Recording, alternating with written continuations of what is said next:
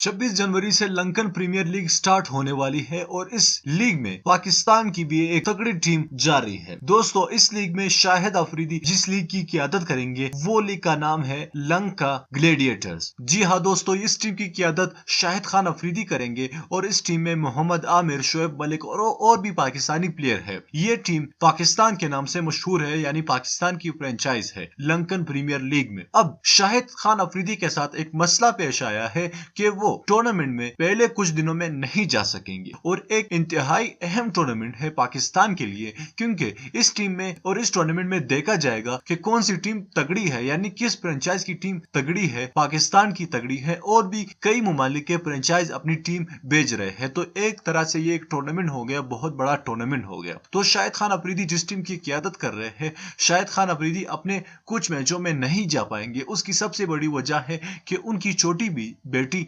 काफी ज्यादा बीमार है। सबसे पहले तो मैं आपसे गुजारिश करूंगा कि उसके लिए दुआ कीजिएगा। तो शाहिद खान अफरीदी ने अपने आप से ये बात कंफर्म कर ली है कि मैं उस वक्त तक नहीं जा पाऊंगा जब तक मेरी बेटी मुकम्मल तौर पर सेहतयाब नहीं हो जाती।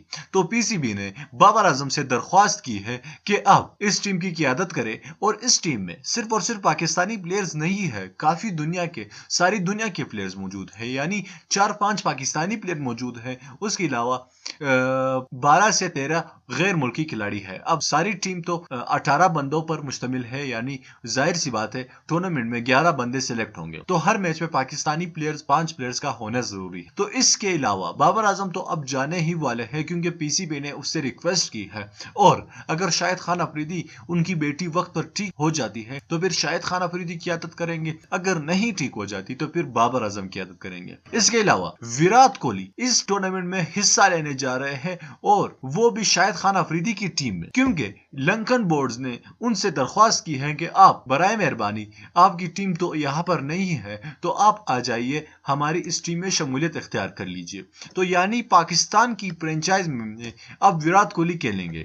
विराट कोहली की जानिब से या इंडियन हुकूमत और बोर्ड की जानिब से इस बात की तस्दीक नहीं हुई है, यानी 80% तक चांस है कि बाबर आजम और विराट कोहली एक ही टीम में खेले।